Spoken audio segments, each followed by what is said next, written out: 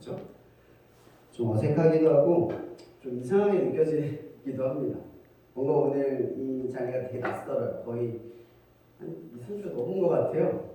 코로나에 걸리고 또 며칠 안 돼서 또 허리까지 다치고 뭔가를 시작하기만 하면 계속 이렇게 어떤 일이 생기는 걸 보면서 참 많은 생각들을 했어요. 왜 이럴까? 왜 이런 일이 자꾸 나에게 생길까? 최근에 또 어떤 한 목사님이 굉장히 사역을 저보다 더 열심히 잘 하시고 하셨던 분인데 그분이 갑자기 요즘 개인적으로 힘들다 이러면서 기도를 해달라고 갑자기 요청이 들어오는 모습을 보면서 분위기가 요즘 그런가? 뭔가 침체되어 있는 분위기가 있나? 라는 생각이 계속 드는 거예요. 계속 뭔가 감정에서 좋은 일이 생겨서 이렇게 마음을 끌어올릴 법한 일이 생기면 좀 살만하다 느끼잖아요.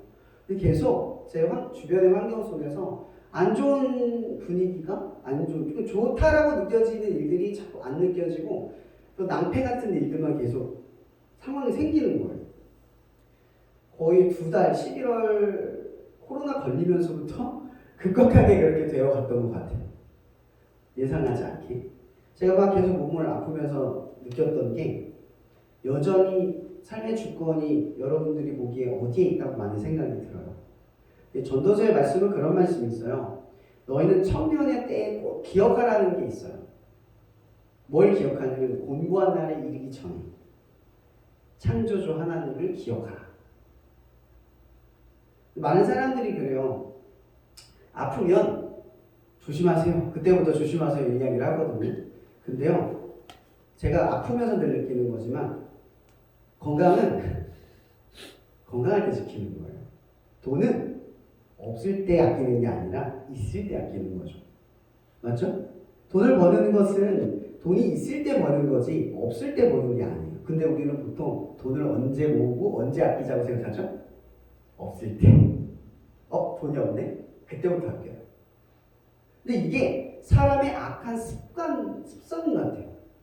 우리도 모르게 우리의 자원들, 그러니까 우리가 가진 것들에 대한 감사를 잘 알지 못하고 막 낭비를 해요.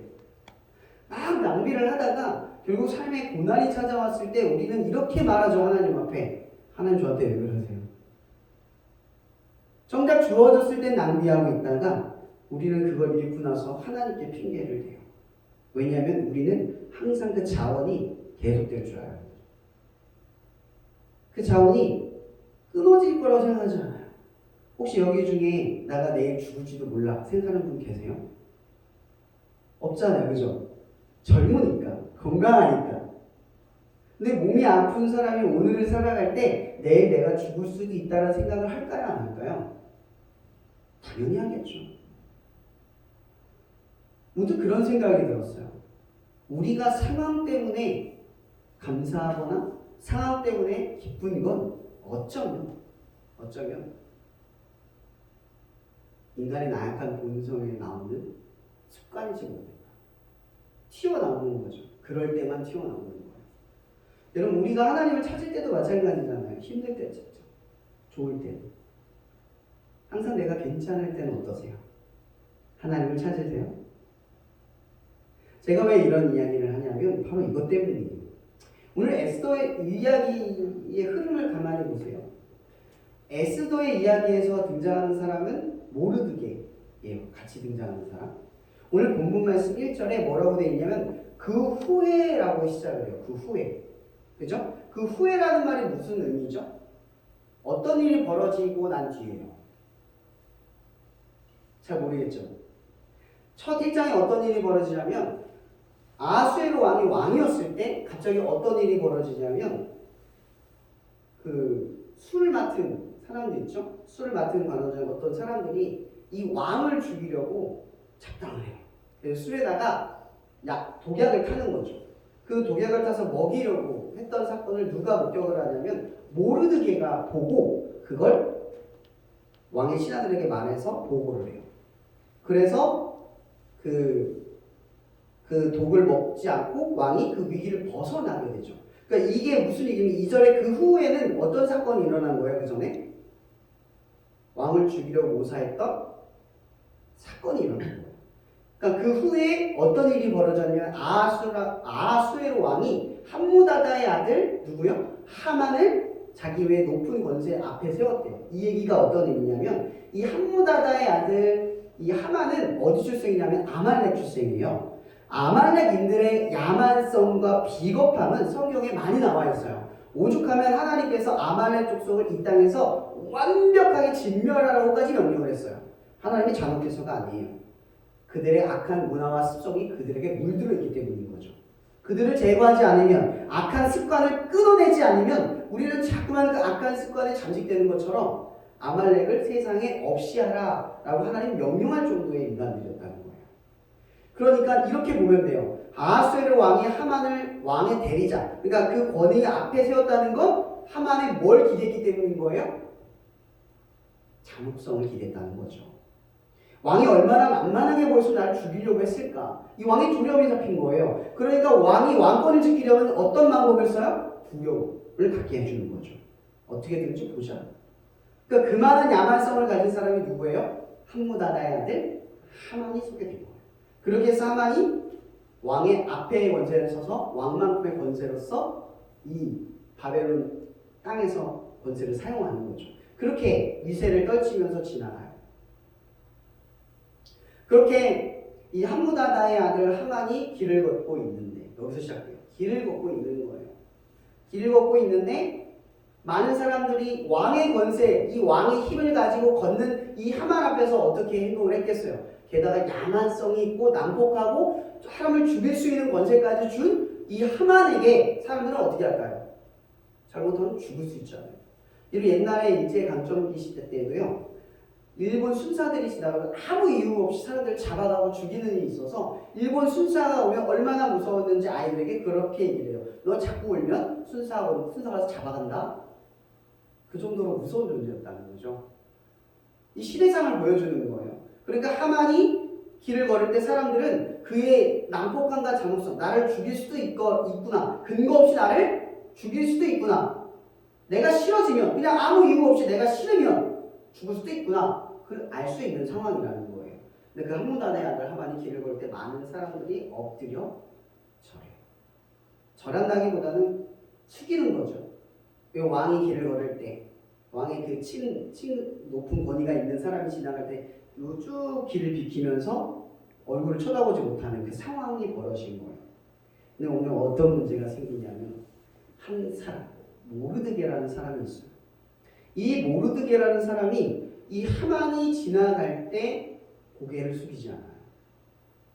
성경에서 왜 숙이지 않았다고 기록되어 있는지 아세요? 그가 뭐이기 때문에 숙이지 않았다고 얘기해요. 성경이. 오늘 본문에.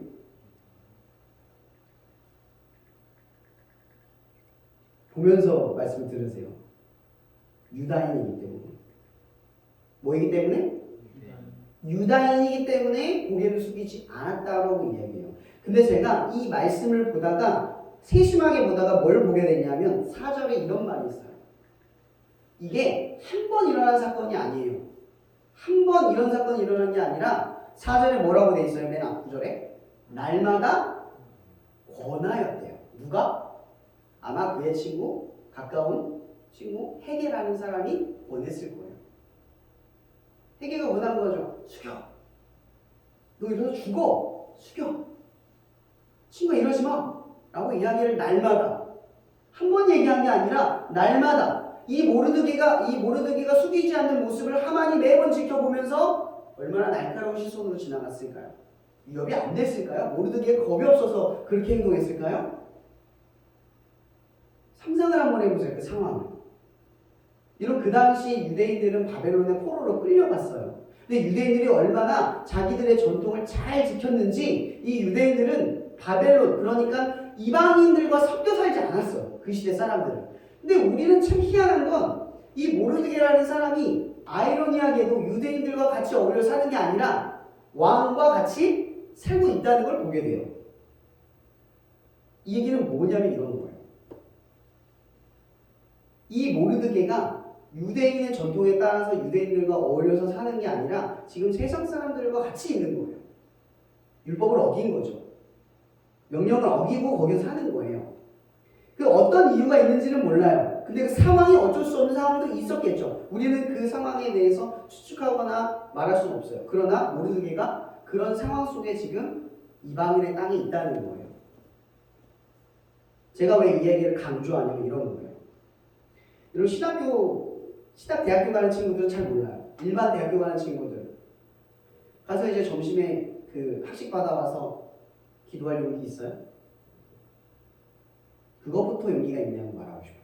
옛날에 어떤 친구가 정말 모태신앙이고 잘 믿음이 있는 친구인데 그 친구가 그런 말을 하는 거예요.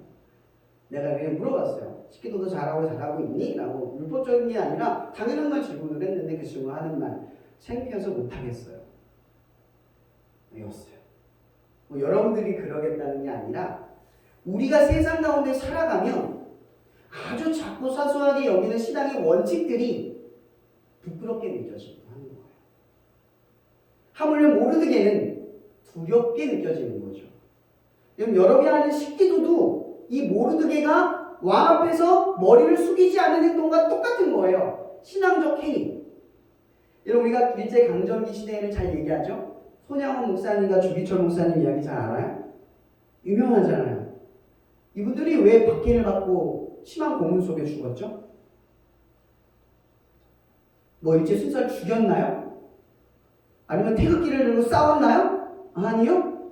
진사참배를 거부하고 하나님의 전에서 하나님을 예배하려고 하다가 그렇게 됐어요. 거기서 일제에 대해서 비난을 하거나 조롱을 하거나 비판을 하지 않았어요. 단지 진사참배를 거부했다는 이유. 여러분 세상 사람들은 너무 한심한 거죠. 고작 그 이유로 죽는다는 게. 근데 왜 신앙인들에게 그 일이 대단한 걸까요? 여러분 생각을 한번 해보세요. 우리가 교회에서 예배 드릴 게 십자가와 예수 그리스도의 이름으로 하는 것 외에 다른 원칙이 없죠. 그걸 지키는 거예요. 그죠? 아마 그 목사님들에게도요. 신사참배, 그러니까 처단을 숭배하면서 예배를 드리라는 말은 단지 원칙을 지키는 것에 불과했던 거예요. 아까 제가 뭐라 했어요? 여러분의 일상, 평소에 살아갔던 시간들, 우리가 그냥 흘려보냈던 시간들. 코로나 때문에 예배 못 올 때 우리 어떻게 생각했어요? 당연하다고 여겼던 것도 안 될 수도 있구나. 우리 힘으로 안 되는 게 있구나. 그걸 느꼈던 게 코로나 아니었어요? 신사참배가 그런 거였던 거죠. 여러분 그러나 우리는 코로나를 통해서 더욱 극복한 사실이 있어요. 우리는 더욱 예배를 지키려고 예배 방법을 찾고 예배를 드리려고 했었어요. 물론 온라인 예배를 드리느라 우리의 예배의 어떤 태도와 습관들이 흐트러지기도 했어도 많은 그리스도인들이 생각했어요. 이렇게 예배를 드려서는 안 된다. 우리 이렇게 망가져서는 안 된다. 이렇게 예배드리다 내가 하나님을 안 믿게 될 수 있겠다. 라는 두려움에 사로잡혔단 말이에요. 그런 두려움이 지금 우리를 이 자리로 이끈 거예요. 제가 이런 이야기를 하는 이유는 바로 우리의 일상에서 사소하게 느꼈던 신앙적 습관들. 여러분 이 모르드게가 하고 있는 일은 대단한 일이 아니에요. 오늘 말씀의 제목이 뭐죠? 수적, 천적, 천석이라는 뜻이에요. 이게 제가 속담을 찾아보니까 뭐냐면 낙숫물의 대도를 뚫는다는 뜻이에요. 그러니까 물방울이 계속 떨어지면 바위에 구멍이 뚫린다는 뜻이죠. 그 방울이 계속 떨어집니다. 여러분 일상적인 신앙적 습관이 바로 이와 같다라고 이야기하려고 하는 거예요. 여러분들은 지금은 어떤 신앙적 습관을 지키고 있습니까? 밥을 먹기 전에 기도하는 것. 여러분 이것은 우리의 형식과 행위가 아니에요. 이 모든 주권이 하나님에게 있다는 걸 우리는 알기 때문에 먹고 마실 때마다 하나님께 그 주권을 드리는 거예요. 그것은 부끄럽거나 시대에 뒤떨어지거나 창피한 일이 아니에요. 그렇죠? 또한 여러분들이 공부를 할 때 책과 동시에 말씀 성경책을 가지고 성경책을 펴서 말씀을 보는 게 창피하거나 부끄럽거나 고지식한 게 아니에요. 맞죠? 여러분들이 시험장에 서서 가장 먼저 두 손을 모아서 기도하는 것은 신앙적으로 보수적이거나 신비주의적이거나 창피한 게 아니라고요. 근데 우리는 이 수많은 원칙들을 할 수 있음에도 불구하고 잃어버리고 살아가고 있어요. 여러분, 모르드게가 위대해지는 순간은 바로 이 순간이죠. 여러분, 세상 가운데 살아갈 때 이 모르드게는 자기가 유대인임을 한 번도 알린 적이 없어요. 이게 무슨 얘기예요? 여러분들이 갈 때 나 교회 다니는 거 사람들이 몰라요. 이 지금 모르드게가 딱 그거예요. 근데 이 모르드게의 신앙이 언제 드러나요? 신앙적인 원칙을 지킬 때 드러난다는 거죠. 그리스도인들이 그리스도인답게 행동할 때 드러난다는 거예요. 근데 우리 스스로 나 교회 다녀, 나 예수 믿어, 이런 얘기를 한다는 게 아니에요. 이런 신앙적인 성숙을 가진 사람들은 내가 교회를 다니고 예수를 믿는 것, 신앙을 몇 권을 읽었는 것, 새벽 기도를 직접 하는 것, 금식을 한 걸 가지고 이야기하는 게 아니라 여러분의 삶을 하나님 앞에 살아가는 태도를 사람들 보일 때 사람들이 묻는 거예요. 너 왜 그거 해? 그거 뭐야? 그런 저항에 부딪힌다. 여러분, 하나님의 영광이 언제 드러나는 줄 아세요? 하나님을 위해 뭔가를 할 때가 아니에요. 하나님을 위해 뭔가를 지킬 때, 어떤 고난이 여러분을 치면 그때 드러나요. 이 모르드게가 하나님의 영광을 드러내는 순간 앞에 서 있는 거예요. 얼마나 두려웠겠어요. 날마다 강권을 해요. 이 모르드게가 비상식적인, 너무나 신앙적으로 극단적이고 신비주의에 있어서 두려움이 없어서 너무 대단한 인물이라 날마다 강권함에도 불구하고 하만의 따가운 시선과 사람들의 주변에 안타까운 말들을 넘어서며 고개를 숙이지 않을 수 있었을까요? 이런 신앙, 대학 가거나 진짜 취직하면 많이 들어요. 어떤 이야기를 많이 듣냐면 술에 대한 이야기를 많이 나와요. 술을 권해요. 진짜 많이 권합니다. 사회를 살다 보면. 술을 권하면 이런 술을 안 먹어요 한마디 하면 끝나는 것 같죠? 그런 거 절대 끝나지 않아요. 안 먹는다는 말을 하자마자 너 왜 안 먹어? 라고 시작해요. 또 왜 안 먹어라고 말해서 저 그냥 안 먹을래요 라고 둘러 말해도 결국 뭐라고 말하냐면 먹어. 사회생활은 먹어야 돼. 설득을 해요. 날마다 강권을 하는 거죠. 여러분의 삶에 이렇게 신앙이 무너지는 순간들이 계속 이 세상에 살면서 찾아와요. 그러면 이제 그때서야 우리는 뭘 말하죠? 뭘 말해요? 교회 다녀요. 혹은 예수 믿어요. 그럼 그때 무슨 말이 탁 튀어나오는지 아세요? 야, 쟤도 교회 다녀? 그러면 우리는 순간 시험을 받습니다. 뭐 되나? 세상이 이렇게 호락호락하지 않아요. 여러분들이 교회를 다녀라는 말로 사람들이 설득당해 주지 않아요. 오히려 더 무너뜨리려고 해요. 심인지요? 나도 교회 다녀 이럴 수 있어요. 술 먹는 사람. 그 사람이 심지어 착해. 너무 잘해줘. 그리스도인다고. 근데 술도 먹고. 그럼 먹어도 되나? 라는 생각이 드는 거예요. 세상이 그만큼 위협적이에요. 여러분 보기에 그렇게 쉽지 않아요. 설득 당할 수밖에 없는 분위기라는 말이에요. 어떤 친구는 그래요. 담배 피우면 다 나쁜 사람인 줄 알아요. 근데 실제로 제 주변에 담배 피우는 사람 중에 착한 사람 많아요. 여러분, 담배를 피는 게 나쁘다, 착하다, 그 성품을 정하지 않아요. 그죠? 다만 원칙인 거예요.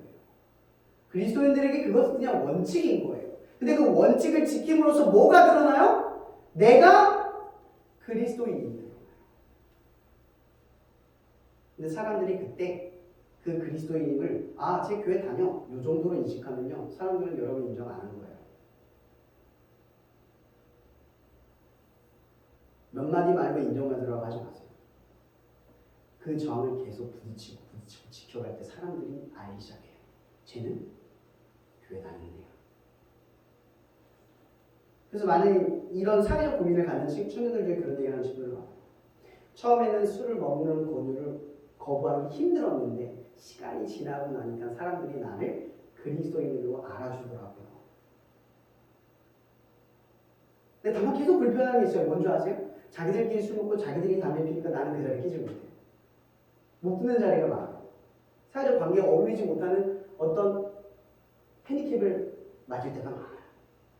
그럼에도 불구하고 그리스도인들은 자기들을 묵묵히 나가면서 신뢰감을 형성하고 성실함을 갖춰요. 결국 시간이 지나면요, 같이 어울린 사람을 믿는 게 아니라요, 자기 일 열심히 한 사람을 믿게 돼요. 여러분들 주변에 술 먹고 잘 노는 사람 믿어요? 놀 땐 좋죠. 재밌는 애들 좋죠. 근데 신뢰감이 있는 애들은 자기를 묵묵히 계속 꾸준히 하는 사람들이에요. 그런 사람을 믿는 거예요. 믿는 건 그런 사람들이에요. 결국 끝에 가서 신뢰를 받는 사람들은 자기의 원칙을 잘 지켜온 사람들이라는 거죠. 제가 왜 이런 얘기를 하냐면요. 이 모르드게가 그러한 위협 속에서 지금 이 저항을 받고 있는 거예요. 근데 이 모르드게가 한 행동은 단지 고개를 숙이지 않는 것이라는 거죠. 이런 고개를 숙이지 않는 것이 어떻게 하나님의 영광이 돼요?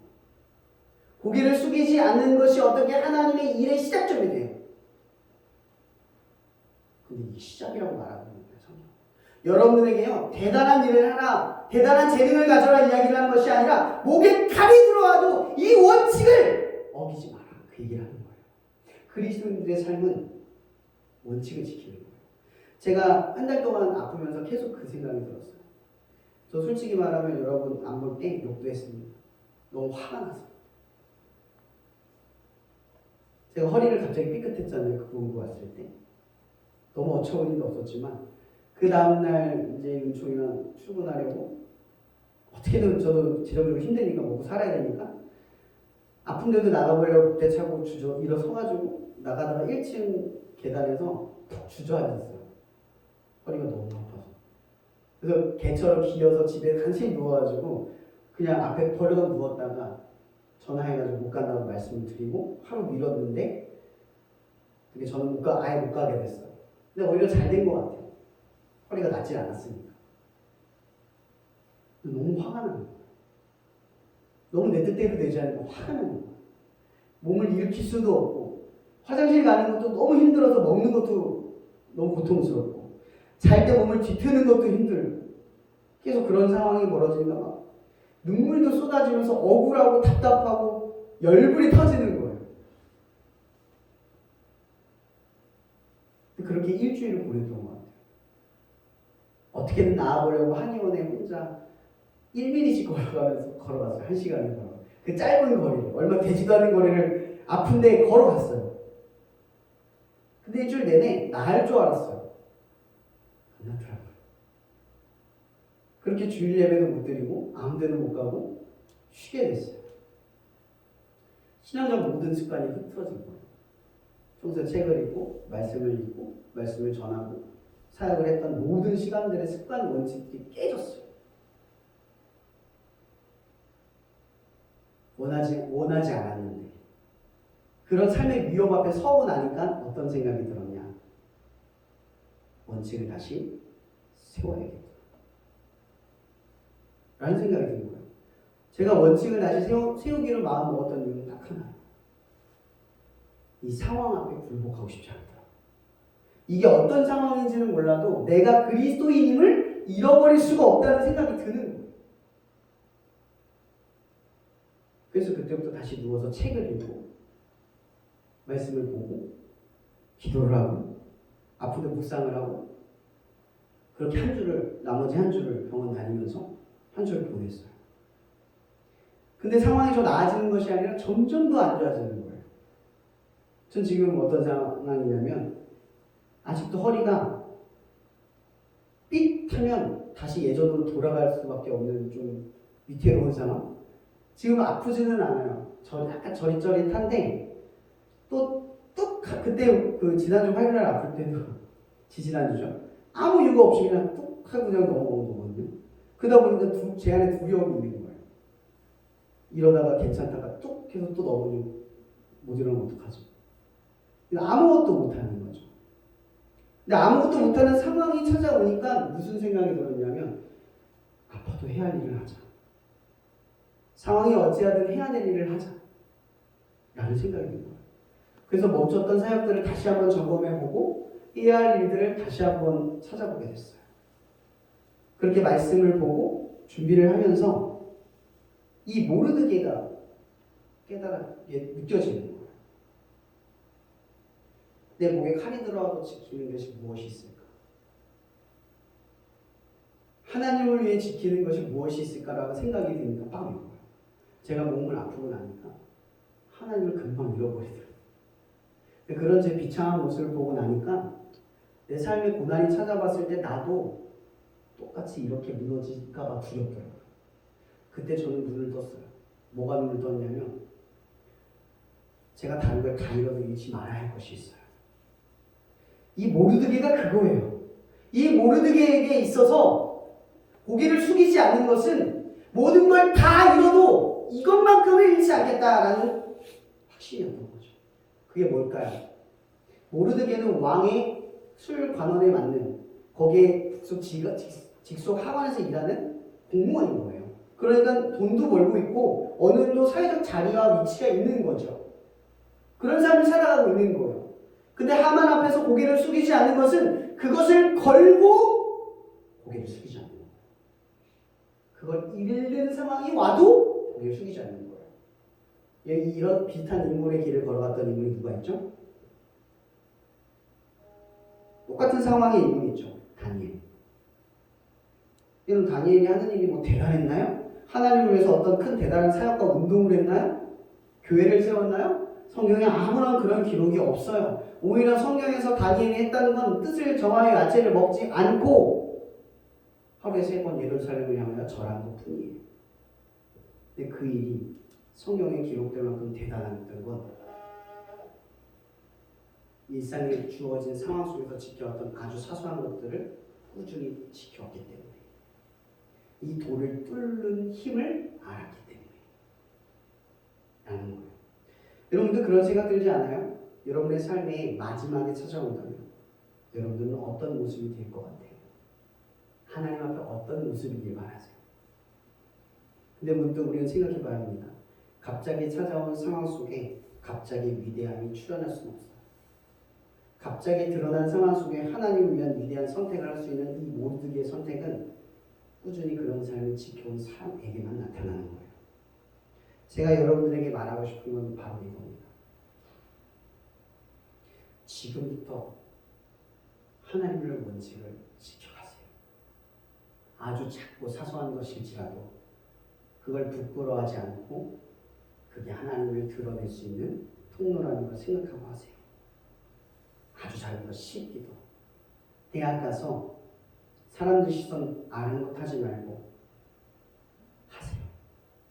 시험 보기 전에 남들은 시험지 볼 때 두 손 모아 기도하고 시작하세요. 공부를 할 때 공부할 책만 챙겨가지 말고 성경책도 같이 가져가서 집중이 안 되고 힘들 때 성경책을 펴놓고 볼 수 있는 사람이 되세요. 가장 중요하고 힘든 순간에 선택을 할 때 그때도 그 원칙이 살아있기를 바라요. 손양원 목사님, 주기철 목사님 이분들이 한 일은 고작 끝까지 하나님만 예배하겠다는 고집이었어요. 그들이 하려고 했던 것은 위대하거나 대단한 어떤 행동과 재능이 아니라 단지 하나님을 위해서 원칙을 지키는 것이었다는 거예요. 저도 아프고 나고 모든 걸 다 잊고 나니까 어제 그저께 마커스를 갔다 왔어요. 갔다 오면 뭐 혼자 가도 갈 생각으로 가려고 얘기를 했던 거지만 그곳에 가려고 했던 이유는 딱 하나였어요. 예배가 간절해서. 너무 누워있다 보니까 허리 아픈 채로 이렇게 있다가는 이게 더 죽겠다는 생각이 들어요. 아프더라도 저곳에 가서 눈물을 흘리며 예배하며 간격을 회복해야 되겠다 라는 생각이 드는 거죠. 제가 위대한 게 아니에요. 저는 그저 그리스도인의 원칙을 되살린 것뿐인 거죠. 그리고 원칙은 어겨지거나 무너질 수 있어요. 그러나 항상 지키려고 하는 습관을 가지세요. 쓰러지고 흩어지고 잊혀지고 무너져도 다시 세워가는 습관을 가지세요. 그렇게 하나의 원칙이 완성이 되는 겁니다. 끝으로 이런 말씀을 저는 전해주고 싶어요. 누가복음에 가면 안나와 시몬이라는 사람이 나와요. 안나는 과부였고 75세가 되기까지 겨우 8년밖에 안 산 남편의 과부로서 나머지 여생을 75세까지 살아요. 여러분 여자가 과부로서 옛날 시대에 그때까지 살았다는 건 얼마나 비참하고 힘든 일인지 상상이 되세요? 시몬 제사장이었고 홀로 예수 그리스도를 대망하면서 성전을 지켰어요. 이 둘이 한 일이 일평생 뭡니까? 그냥 그리스도를 기대하며 성전을 지켰다는 거예요. 근데 그들의 인생의 완성은 언제 찾아옵니까? 예수 그리스도를 정말 만났을 때 그들의 인생은 완성되었어요. 여러분의 인생은 어떻게 완성이 됩니까? 예수 그리스도를 정말 만났을 때. 그리고 거꾸로 이야기해 봅시다. 그들이 그리스도를 대망했던 그 기나긴 여정, 혼자 홀로 겪었던 그 모든 고통의 여정은 반대로 생각하면 예수가 그들을 찾아오기 위해 계획했던 모든 기다림의 순간들도 있었다는 거예요. 우리만 기다리는 게 아니라 하나님도 우리에게 찾아오시기 위해 기다린다는 겁니다. 그러나 우리는 하나님의 찾아오는 감격을 늘 잊고 살아간다는 거예요. 하나님과 동행한다는 건 어떤 의미입니까? 하나님과 함께하는 감각을 잃지 않고 붙든다는 거예요. 동행하려는 사람은 단지 느낌과 감각만으로 하나님과의 동행을 단정짓지 않아요. 믿죠. 아무 느낌이 없어도 하나님이 나와 함께 하셔. 아무 격정감이 없어도 하나님은 나와 함께 하셔. 내가 아무리 나락과 죄악과 수많은 허물과 지탄과 모욕을 받아도 하나님이 나와 함께 하셔. 그래서 믿음이라는 겁니다. 여러분, 오늘의 말씀을 통해서 여러분들이 그런 도전을 많이 받았으면 좋겠어요. 가만히 1년을 보내지 마세요. 매년 하나의 원칙을 세워가며 그것이 더욱 강한 칼처럼 날이 서도록 물맷돌에 여러분 그 칼을 가는 한 해를 보내세요. 올해 내가 10기도를 완성했다면 다음의 원칙을 넘어서세요. 하나의 원칙을 지켰다면 거기서 머물러서 난 이것만 지키면 돼. 하나님 앞에 선을 긋지 마세요. 내가 이 정도를 지키게 되면 그 너머를 바라볼 수 있는 여러분이 되길 바랍니다. 이 모르드게를 통해서 우리는 한 가지 동행심을 합니다. 우리는 세상에 있으면서 세상의 위협 속에서 살아갑니다. 그러나 이 세상의 위협 속에서 우리를 지켜내는 것, 그거는 수적 천성, 물맷돌을, 이 세상과 같은 물맷돌을 부술 수 있는 힘은 작은 원칙을 지키는 힘입니다. 기도하겠습니다. 사랑해 주님 감사합니다. 오늘 이 시간도 우리에게 말씀하신 줄 믿습니다. 여기는 이 친구들이 이제 하나님을 위해서 이 작은 원칙을 지켜가기를 원합니다. 학교에서 친구들과 이곳저곳에서 내 자신이 그리스도인임을 잊지 않고 날마다 드러낼 수 있는 순간 앞에 서서 주저하지 않게 하여 주시옵소서. 날마다 우리를 강권하고 위협하고 설득하고 무너뜨리게 만드는 세상의 모든 것들로부터 지켜나갈 수 있는 힘을 주시옵소서. 그리하여 우리가 지킨 작은 원칙을 통하여 하나님을 드러낼 수 있는 쓰임을 감당하게 하여 주시옵소서. 우리는 하나님을 위해 모든 것을 내어낼 수 있는 결단과 용기는 없사오나 우리의 작은 원칙을 내어드림으로 인해 우리가 언젠가 모르드게와 같이 하나님의 영광을 드러낼 순간 내가 모든 걸 잃어도 하나님을 잃지 않겠다라는 그 선택을 할 수 있을 만한 힘이 우리 안에 자라나도록 우리 이끌어 주시옵소서. 결단코 우리가 잃는 것이 아니라 모든 것을 얻는 일임을 또한 알게 하여 주시옵소서. 또한 안나와 시므온이 예수 그리스도를 만나 그 인생이 완성된 것처럼 우리 또한 예수 그리스도를 날마다 만나 우리의 삶이 완성되어져 갈 수 있도록 항상 함께하여 주시고 그 함께하심을 더욱 믿게 하여 주시옵소서. 모든 시련과 아픔 속에서 하나님이 드러날 수 있는 우리의 믿음이 되기를 간절히 바라며 살아계신 예수 그리스도의 이름으로 기도합니다.